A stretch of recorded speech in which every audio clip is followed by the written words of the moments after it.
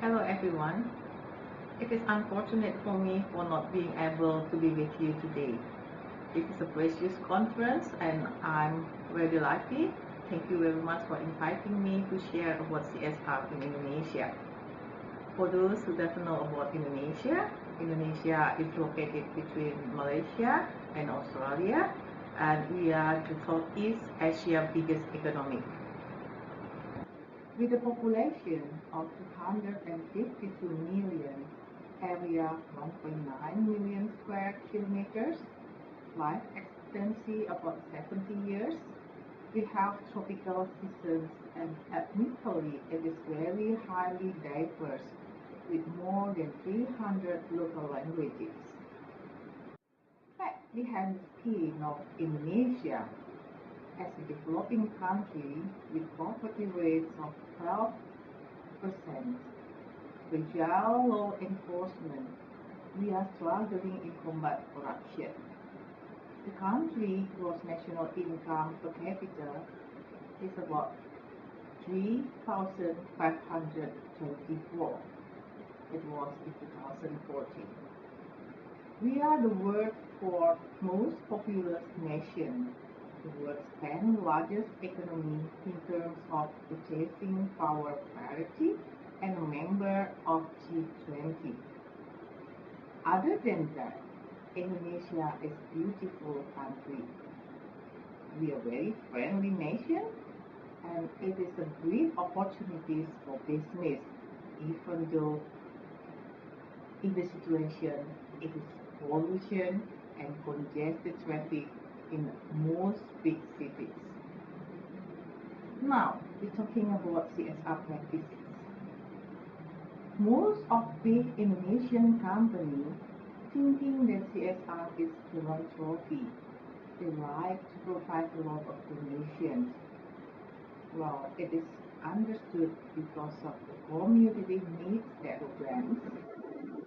There are significant differences between CSR practices in companies large and small scales.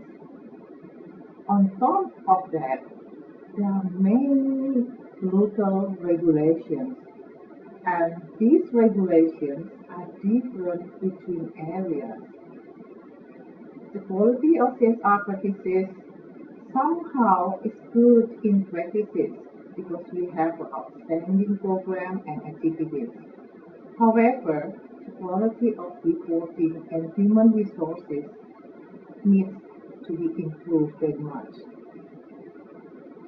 Majority, the understanding of CSR is community development.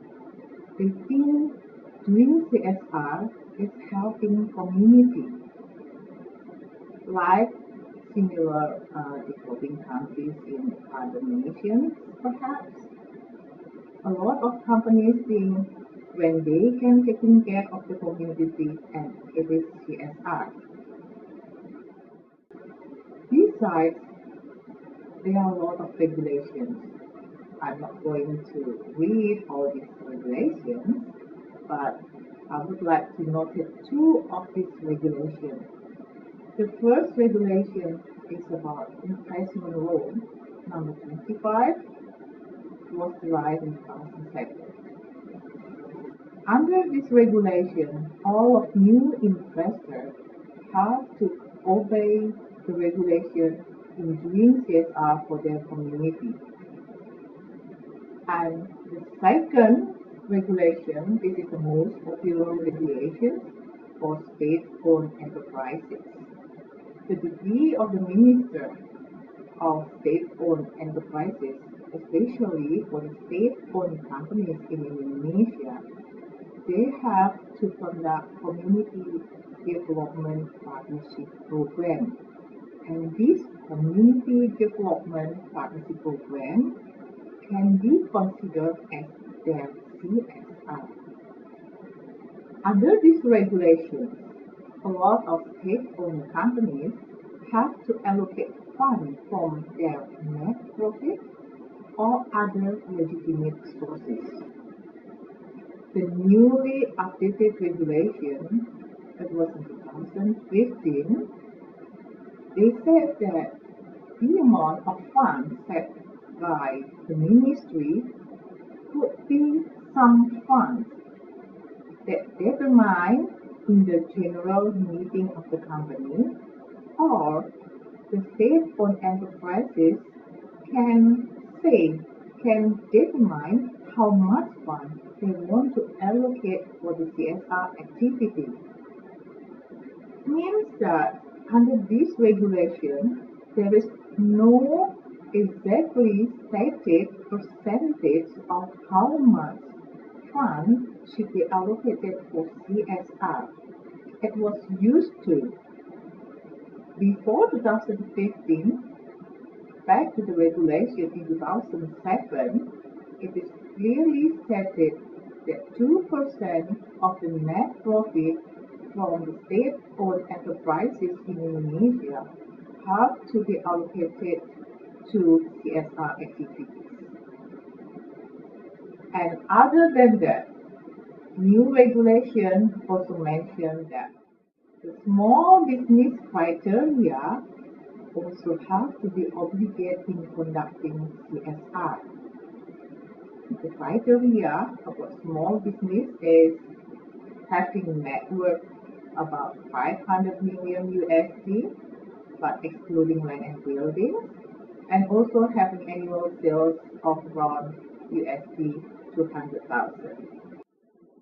The reason why Indonesian government would like to have CSR regulation as a mandatory, first is we are trying to prevent a lot of conflict. Why this happens? Nowadays, there are a lot of local governments also have their own local regulations. So the company is asking what kind of regulations they have to follow. And this area has different regulations developed by their own local government. And the second one, with a lot of regulations, we would like to prevent the overlapping. Back to my explanation about how Indonesian companies perceive CSR. These companies perceive CSR as a strategic business. They conduct CSR very good and very structured activities which bring a lot of value. On the other hand, small companies that think CSR is only helping communities as long as the communities are good, fine, and they think this is all. Other reasons why CSR should be mandatory in Indonesia, government would like to support their role in society in bringing their life and support and increase their wellness. And most importantly, to bring a good understanding that company is not a charity institution, not any parties asking money and funds from the company.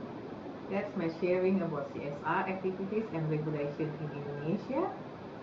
I hope it brings insights to all of us, and most importantly, CSR activities can create values for not only communities, but for government and also for companies.